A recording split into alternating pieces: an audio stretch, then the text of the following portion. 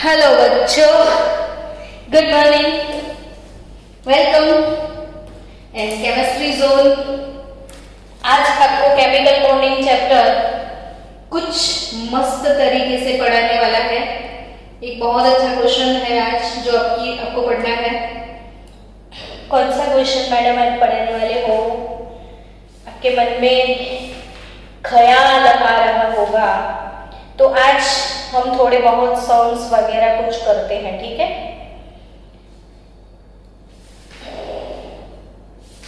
कैसे question solve करेंगे आज? तो शायद ऑर्डर ऑफ रिएक्शन कैसे फाइंड किया जाता है, ऐसे थोड़े बहुत सॉल्व करने वाले हैं। लेकिन हमारे टेक्स्ट बुक में एग्जाम्पल नंबर 4.2 टेक्सचुअल एग्जाम्पल 4.2 वो सॉल्व करते हैं। चलो जल्दी से आप टेक्स्ट बुक खोलो बच्चों और एग्जाम्पल 4.2 को देखो fast.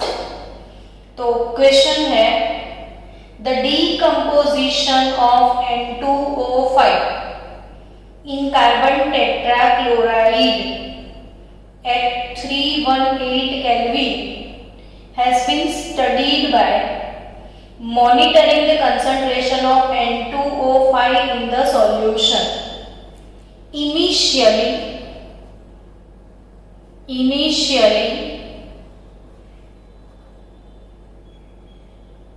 the concentration of N2O5 is 2.33 mole per liter, and after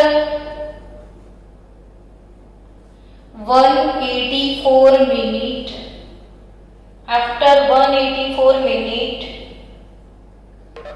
it is reduced by 2.08 mole per liter, reduced to 2.08 mole per liter। Reaction है 2N2O5 gives 4NO2 plus O2।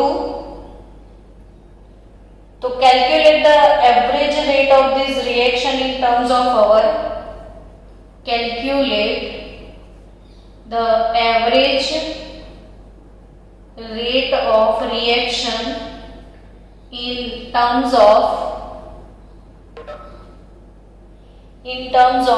hours, minute and second। What is the rate of production? What is the rate of production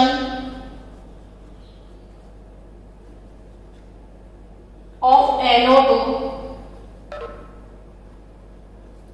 during this period? Students, मस्त question है। वैसे भी syllabus reduce किया गया है, तो जितना सिलेबस नहीं रिड्यूस हुआ है क्यों ना वो पूरा चबा के उसको डाइजेस्ट किया जाए।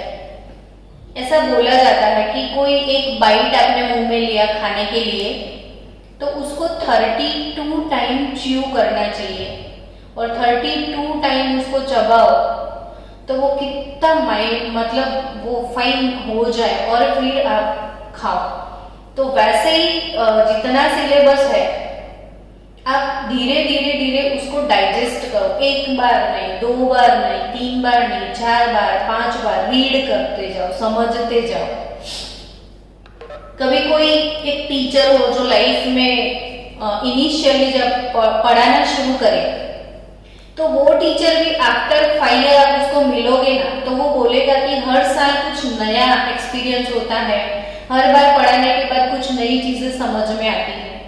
तो आप तो स्टूडेंट हो, तो हर एक टॉपिक को 5 टाइम समझो, थोड़े टाइम इंटरवल में चीजों को रिवाइज करो।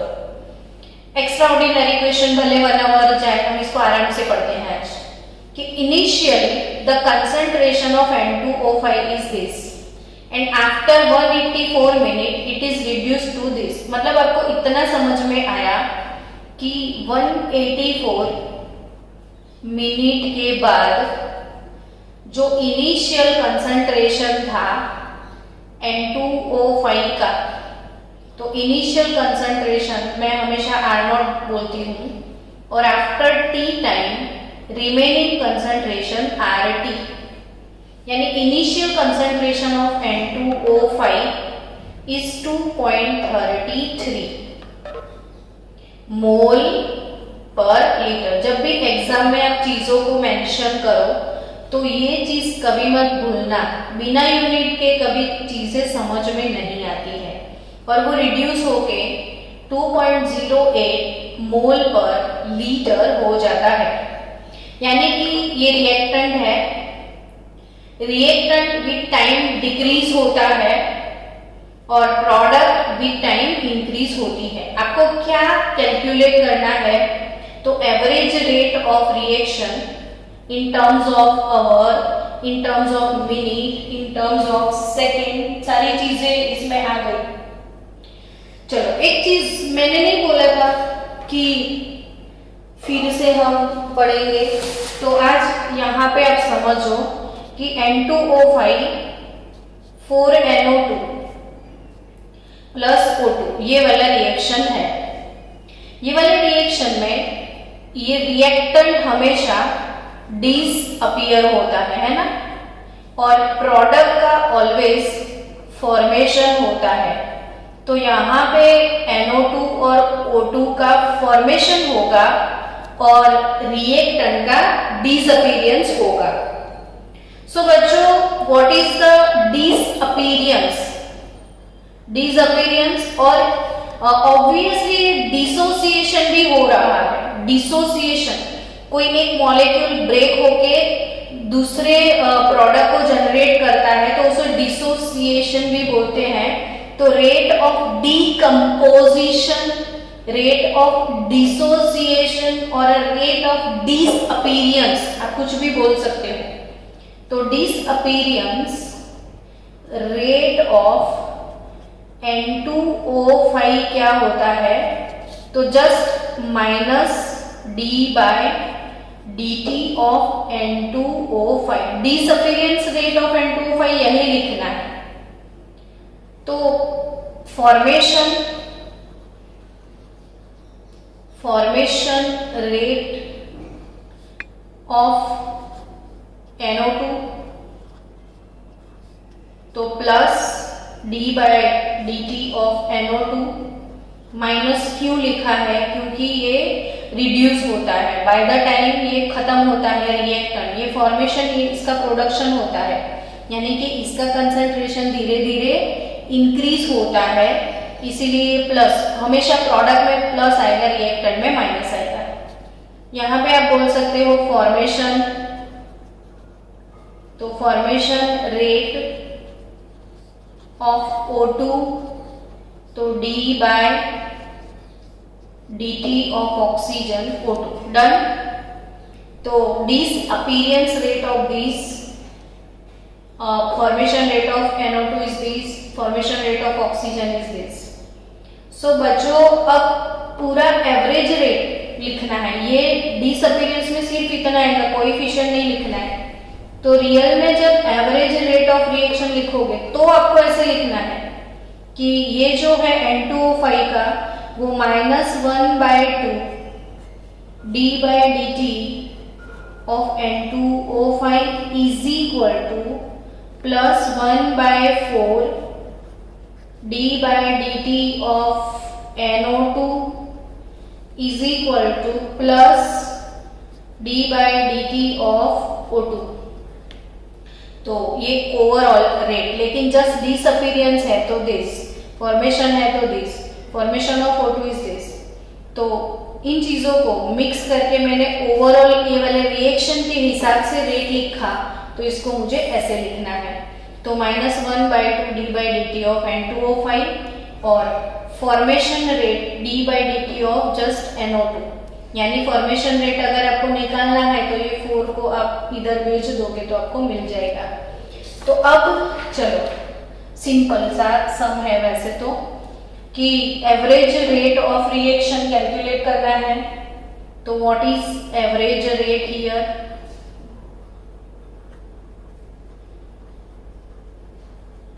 तो -1/2 d/dt नहीं लिखना है अगर आपको, तो इसको डेल्टा भी आप लिख सकते हो। Change in concentration, it is delta del d, कुछ भी लिख सकते हो आप। तो delta N2O5 upon delta T, तो -1/2 डेल्टा N2O5। सो कंसंट्रेशन N2O5 की कंसंट्रेशन डेल्टा यानी चेंज इन कंसंट्रेशन, तो R0 माइनस RT नहीं होता, RT माइनस R0 होता है। तो RT minus R0 upon T, और बाहर ऑलरेडी माइनस इसलिए होता है कि 2.08 माइनस 2.33 करोगे तो माइनस में आंसर आएगा, तो रेट थोड़ी माइनस में लिखेंगे, इसलिए इधर डिक्रीज कर दो तो माइनस माइनस वो प्लस हो जाए। तो 1/2 मैंने प्लस लिख दिया सीधा, 2.08 माइनस 2.33, तो 25 आएगा ना, 0.25, तो 0.25 divided by time t delta t, तो वो कितनी मिनट के बाद ये चीजें हुई थी? तो 184 मिनट, तो 0.25। चलो कैलकुलेट करो फास्ट। तो 0.25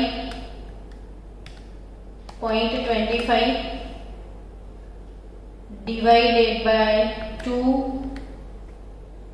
डिवाइडेड बाय 184, तो 0.0000679। तो बच्चों ये वाले डेसिमल को इधर साइंटिफिक नोटेशन में कन्वर्ट करना है, तो 6.79, 1 2 3 4 डिजिट हमने शिफ्ट किए, तो 10⁻⁻⁴। आप ऐसे मूव ऑन करोगे तो माइनस, ऐसे मूव ऑन करोगे तो प्लस डालना है। तो यूनिट क्या लिखोगे? तो रेट बाय ये कंसंट्रेशन अपॉन टाइम, तो कंसंट्रेशन क्या था? तो मोल पर लीटर था, टाइम मिनट में था, तो मोल पर लीटर पर मिनट आपका रेट आ गया। तो ये जो रेट है वो मोल पर लीटर पर मिनट हो गया। अब आवर और सेकेंड में जाना है, तो फिर से चलो आपका एवरेज रेट जो है, एवरेज रेट क्या आया? तो 6.793 इंटू 10⁻⁻⁴ मोल पर लीटर अपॉन मिनट है ना। अब मिनट से आपको किस चीज में जाना है बच्चों? तो सेकेंड में जाना है ना आपको। मिनट से सेकेंड में जाना है, पर मिनट यानी 1 मिनट के हिसाब से ये होता है। तो सिंपल 6.793 इंटू 10⁻⁻⁴ मोल पर लीटर पर मिनट यानी अपॉन में है मिनट, तो 1 मिनट के लिए सेकेंड कितने होते हैं? 60 सेकेंड। तो सिंपल यहाँ पे मिनट लिखा हुआ है, उस मिनट की जगह पे जहां पे मिनट अपॉन में है, मोल पर लीटर पर मिनट टाइम टी अपने नीचे लिखा था, तो ये मिनट के सेकेंड 60 हो गए ना। तो अब 6.7 डिवाइडेड बाय जो भी आपका आंसर है डिवाइडेड बाय 60 कर लो, तो 0.7 1.132 और डिजिट 1 2 3 4 5 10⁻⁻5 मोल पर लीटर पर सेकेंड आपका आंसर आ गया। चलो नाउ आर एवरेज हमको आवर्स में लेके जाना है, तो 6.793 10⁻⁻4 था, मोल पर लीटर था, अपॉन में वो मिनट था 1 मिनट। तो बच्चों 1 मिनट के आवर कितने होते हैं वो सोचो। तो 1 आवर जो है इसमें 60 मिनट होते हैं, है ना। 1 आवर में 60 मिनट होते हैं, तो 1 मिनट में कितने आवर होंगे, यानी 60 मिनट तो 1 आवर, तो 1 मिनट यानी कितने आवर, तो 1/60 तो 6.793 10⁻⁴ और आवर में जाओ तो 1/60 आवर वो 1 मिनट के आवर इतने होते हैं, तो मोल पर लीटर, तो 6.793 इंटू 60 करना पड़ेगा आपको।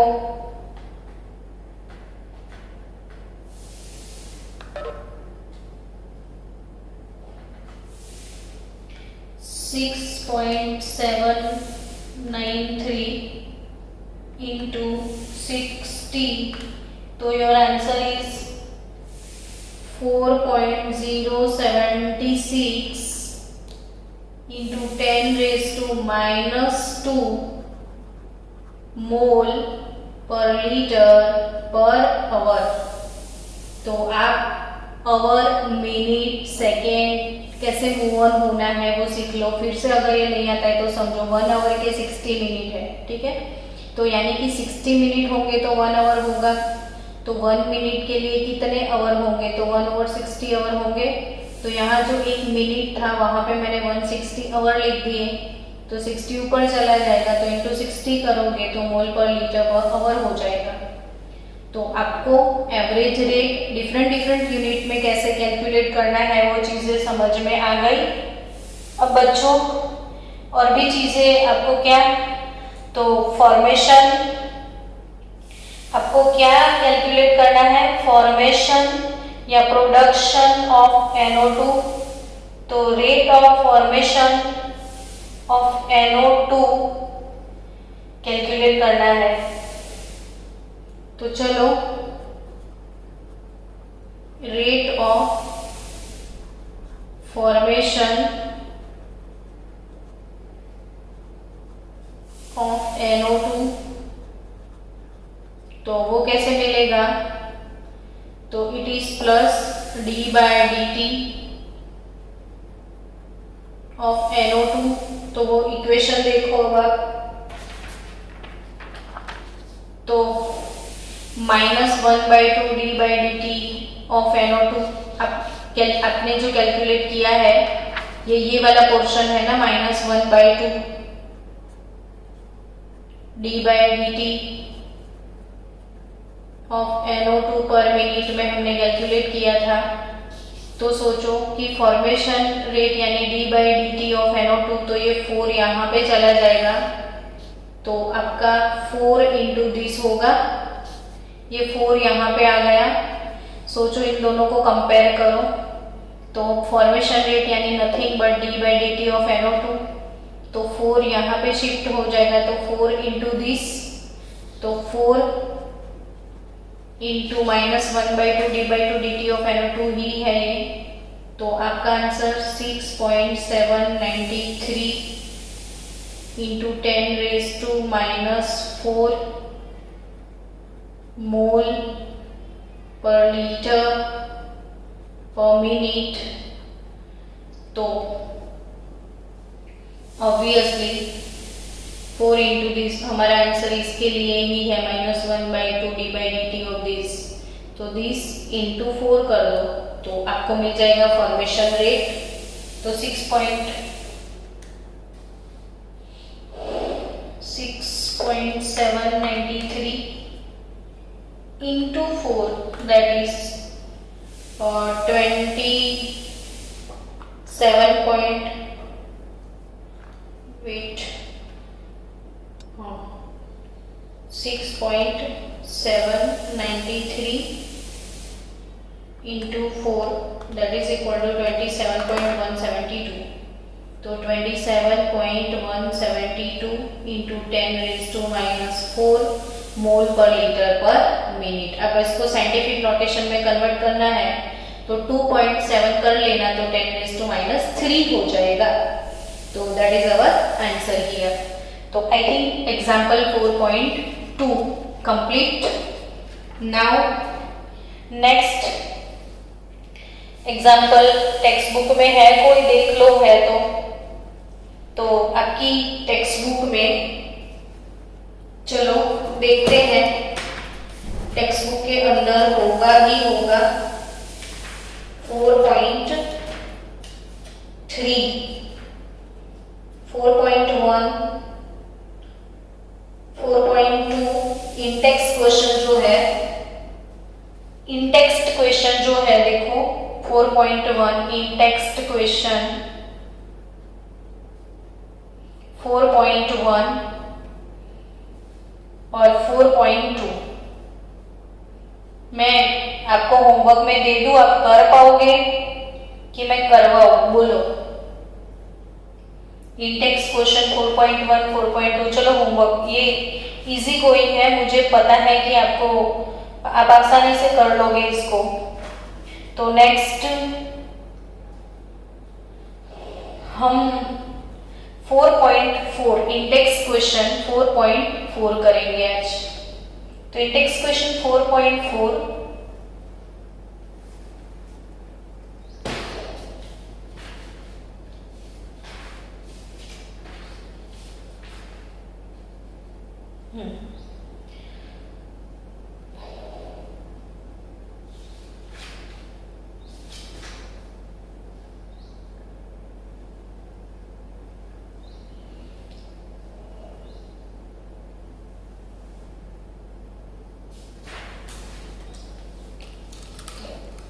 Student wait.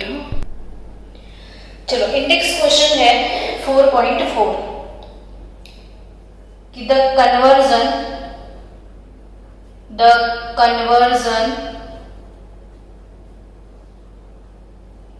of molecules X to Y follows second order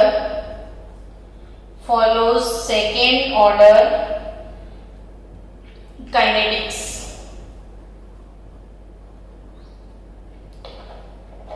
If concentration of X is increased,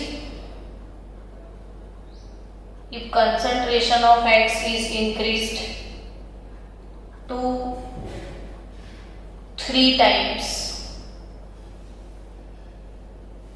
how will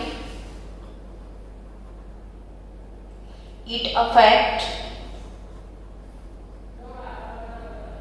the rate of formation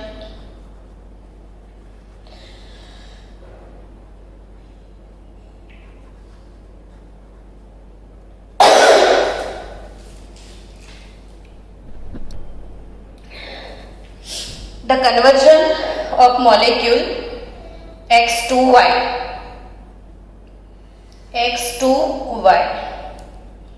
It is of second order of reaction, follows second order. It means कि rate is equal to K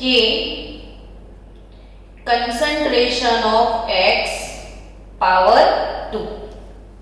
समझना फिर से कि the conversion of molecule X to Y, so X to Y it follows second order, यानी ये वाला reaction second order का है नाउ अगर कोई रिएक्शन सेकेंड ऑर्डर का होता है तो वो ऑर्डर ऑफ रिएक्शन क्या होता है, तो रिएक्टेंट जो है इसके कंसंट्रेशन का एक्सपोनेंट यानी रेट ऐसे लिख सकते हैं। नाउ कि suppose concentration of X is A mole per liter. Suppose concentration of A is A, X is A, so rate V1 is equal to K or A square, equation number 1. इसका concentration suppose A है, ठीक है, तो A लिख दिया तो rate क्या मिलेगा आपको, के स्क्वायर मिलेगा। अब इसमें कुछ बोला, ये बहुत बहुत बहुत ज्यादा इंपॉर्टेंट क्वेश्चन है, इसके एमसीक्यू आपको नीट में, जेईई में, गुजकेट में मिलने वाले हैं, इसलिए मैंने इस पे फोकस किया कि now the concentration of increase to 3 time. अब if concentration of X is increased by 3 times,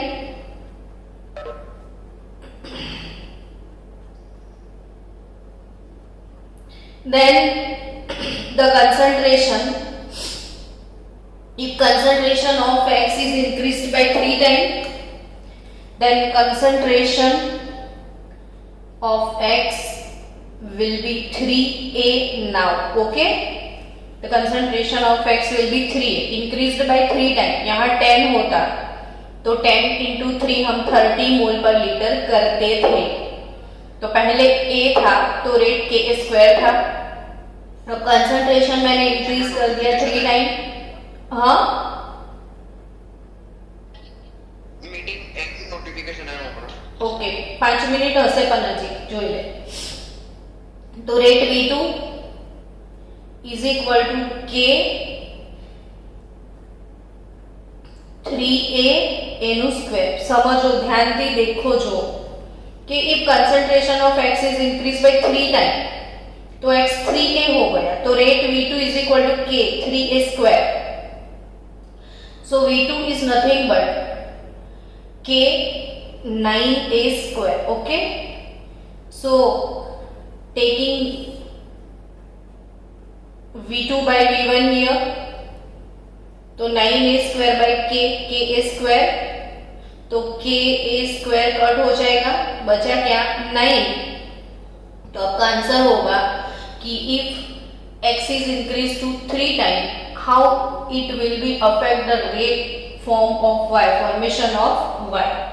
तो आपका आंसर क्या होगा कि it will affect 9 times in the rate of formation of Y.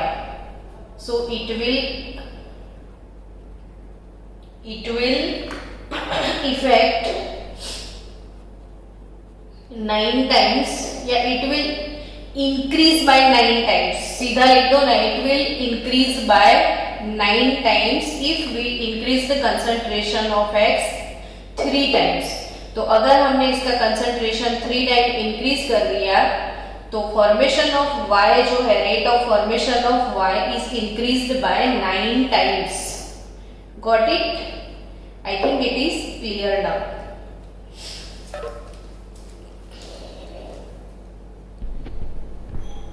चलो next question,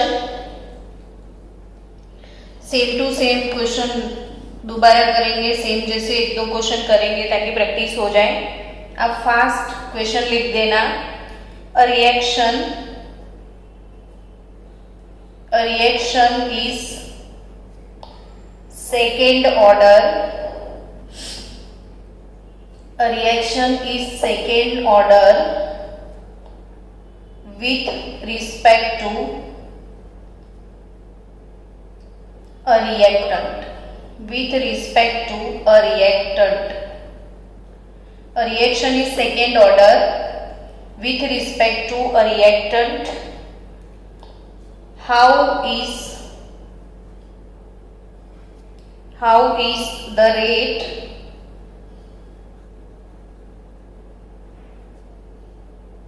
of reaction, how is the rate of reaction affected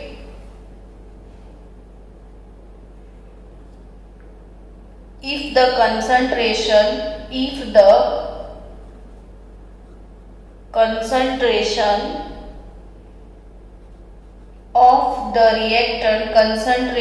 of the reactant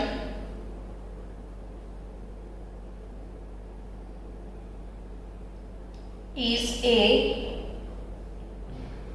double, or B, reduced to half.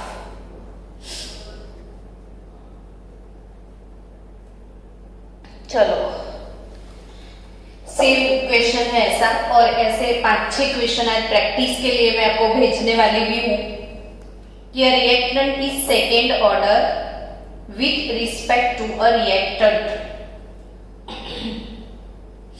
So suppose our reaction is R2P and our reaction rate will be K, concentration of R power 2. क्यों? क्योंकि उसने बोला तो है कि our reaction is second order with respect to reactant. तो suppose our general reaction is R2P. Suppose reaction R2P taking reaction R2P, so rate will be K, concentration of R square.